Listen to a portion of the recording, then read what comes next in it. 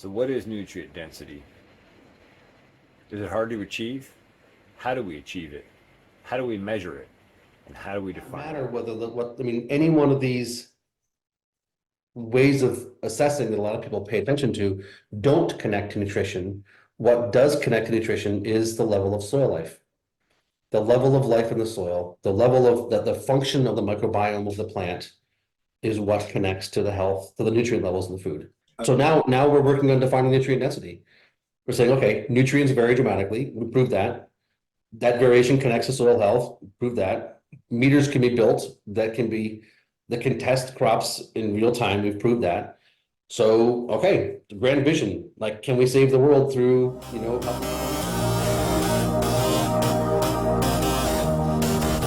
So that's great. That's a great point that I'd like to drill down into more because I know you know a lot about this. Can you go down into nutrient density and epigenetics a little bit and maybe touch on those pieces? And I know there's a tie into spirituality, mental health. There's a bunch of pieces there. And I know you got a really good grasp on it. So could you maybe just give us a little insight? yeah. So nutrient density is the word that we basically helped to create and popularize starting in about 2007, 2008, which is now turning into a word that people have heard and are talking about, which is great. It took a few years to get there, but it's definitely building. It effectively refers to the variation in nutrient levels in food.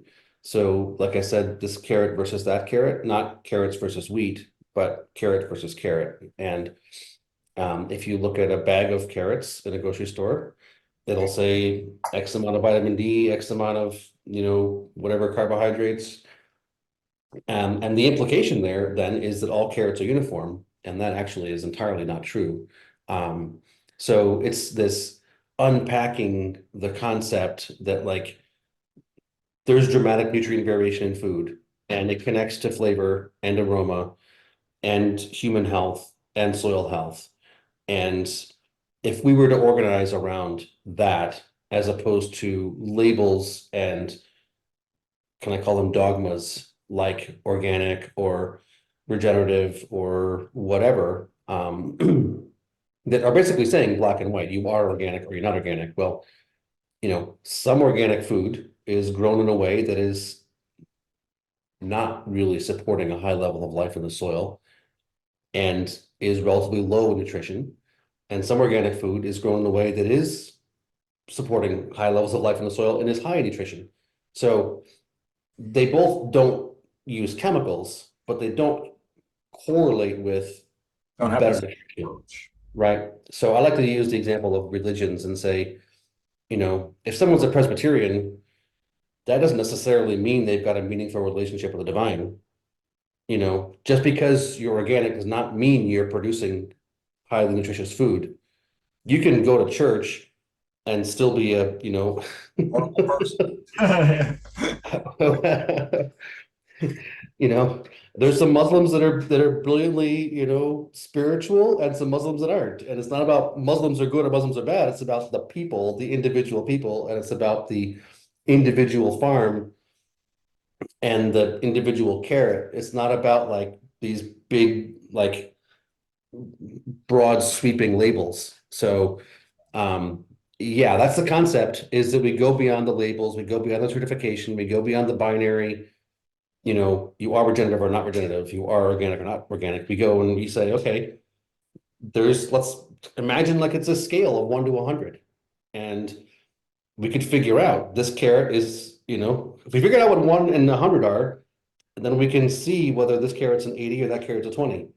And that would be a piece of information that people could have access to. And, part of the work is in building the handheld meter, which is the way you would be able to figure it out. So the concept is there's no QR code, there's no certification label, there's no barcode, all those things can be there, but the way you figure out what's an 80, what's a 20 is by literally flashing a light at the carrot and it reads the carrot, which is how we read what stars are made up of light years away. And anybody who knows anything about a light year is a long ways away, right? Like The Does speed it? of light for 1 year, traveling at the speed of light for a whole year.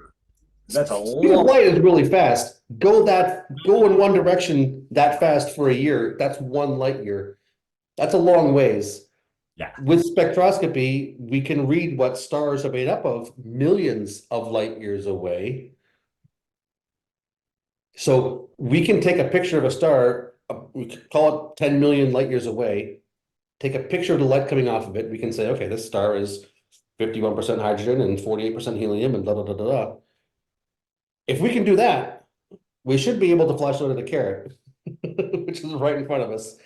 And no, I mean, we weren't able to 20 years ago because we didn't have I mean, you could do it in a lab potentially, but you couldn't do it at a consumer price point. But I mean, I got a smartphone here that's way more powerful than the Apollo 11 lander, which landed on the moon, So, yeah, the basic idea is end game. There's one of the cameras in your phone is a spectrometer, and you can use that to flashlight at the food that's in the store, the grocery store, the farmer's market, the farm stand. I mean, wherever it is you're choosing food, and you can use that to make decisions. 20 out of 100, 40 out of 100. That And easy. tell your friends. There's this amazing thing called social media, which is not whatever. We can talk about the benefits and detriments of social media, but the ability to communicate horizontally in real time by the mass populace means that if you had 50 activists in a state that were each going to 5 grocery stores every week, they could tell everybody else in the state where the good stuff is and where the good stuff isn't. And, is Bunny Love better than Cal Organic? Is Walmart better than Whole Foods? I mean, or, you know, where's the good stuff this week? So yeah, it's exciting. So that's nutrient density, the sort of the broad strokes and Let's grand jump into the vision. nutrient density one more thing. So have you developed a tool that you can do that with on some level yet? I mean, or are you Yes, moving toward that? yes. So at 2017, I mean, we founded the organization in 2010, and the first number of years were working with growers, producers of all scales, in lots of locations and geographies and cultural dynamics and everything else, crop types. And teaching what I call these principles of biological systems, which is it's a 2-day course, which you can find on YouTube if you look up my name or look up the BFA on YouTube. It's freely available.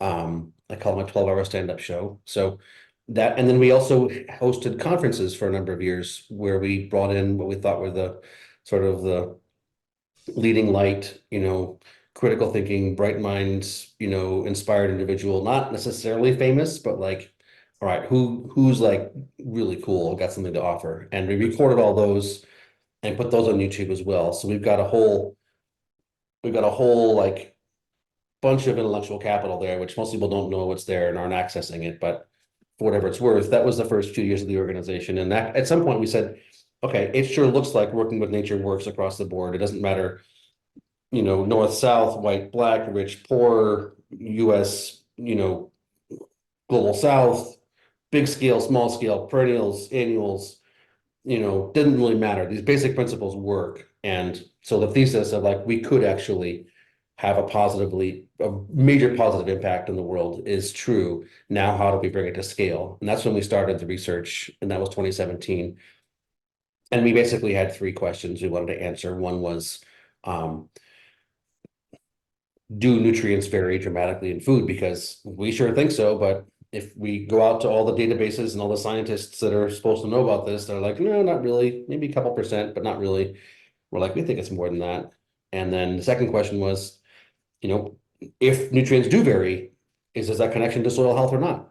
Because we as farmers think it does, but then again, what is soil health? And it's a multi-factor system, and how do you design a replicated randomized trial at a university research plot to verify, like that's not the way those scientists work. We got to figure out a different way of like answering these deeper questions. So do nutrients vary?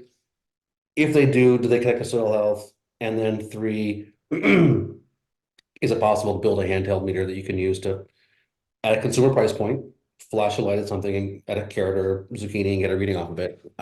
So we started, 2017, built our first, well, actually built a meter in 2017, the first meter in 2017, built the first lab in 2018. Tested our first couple of crops. People sent in samples from all over the country, grocery stores, farmers markets, organic, not organic. And yeah, nutrient variations were 3x, 5x, 10x, 20x, Wow. not small, not 3%, not 5%, 3x, 5x. Can As you, in top to bottom, the carrot with the most calcium had 3 times as much as the carrot with the least calcium, or the spinach with the most polyphenols had 40 times as many polyphenols as the spinach with the lowest level of polyphenols. So it was we're talking serious numbers here. And that, 2018, 2019, we, got up to 6 crops and started having farmers send in soil and give us management data as well. So we could overlay management practices against soil metrics, against nutrient levels. 2020, our third lab in Europe. We got to about 25 different crops that year. And by 2021, we had assessed thousands of samples of crop, thousands of samples of soil, dozens of different crops, hundreds of different farms, from all over the place, from stores. Every single one of those samples of soil and crop we flashed at with our meter, so we could build a spectral data set to overlay against the wet chemistry lab bench stuff, and then we could back calibrate with an algorithm. So by 2021, we were able to release our, second generation handheld, consumer priced, calibrated meter for 10 crops. And yeah, for polyphenols in zucchini or for antioxidants in carrots, it will give you a reading. It is not telling you the overall nutrient density in a carrot because we haven't defined that yet. The first thing we wanted to ask was, do nutrients vary dramatically? We think they do, but there's no literature proving that. And so I like to say we're trying to hide behind the Western rational scientific method. Like the principles of science, I think, are good principles. You can, if you follow them honorably, it's like the principles of a lot of religions are good principles. If you follow them honorably, you can pervert a religion and you can pervert science. And we're trying to, be honest with science and to answer these questions and do it seriously, and then be able to stand on that, on those results. And so that's what we've been doing for the last couple of years, is taking it from, yes, nutrients do vary dramatically. Yes, those nutrient variations connect to soil health, not to soil type or certification label or individual practice or variety. Right? I mean, bolero carrots. You got some high levels of nutrient levels in bolero carrots and some low levels of nutrients in bolero carrots. We got some organic carrots that are quite high in nutrients and some organic carrots that are quite low in nutrients. It did not matter whether any one of these ways of assessing that a lot of people pay attention to don't connect to nutrition. What does connect to nutrition is the level of soil life. The level of life in the soil, the level of the function of the microbiome of the plant is what connects to the health, to the nutrient levels in the food. So no real surprise there. I mean, it's kind of what we would have, anybody who studied this a little bit or had a little bit of common sense or intuition would probably have said, this is my hypothesis. And yeah, it just took 5 years and a lot of hassle, and I got a few gray hairs now, and some really wonderful donors that have been supporting all this work, because it's all done open source and charitable donations. We're not a company, everything's in the commons. Some critical support from people to help get us as far as we are. so And so now we're working on defining nutrient density. We're saying, okay, nutrients vary dramatically. We proved that. That variation connects to soil health. Prove that. Meters can be built that can test crops in real time. We've proved that. So, okay, the grand vision, like, can we save the world through, helping people eat better food?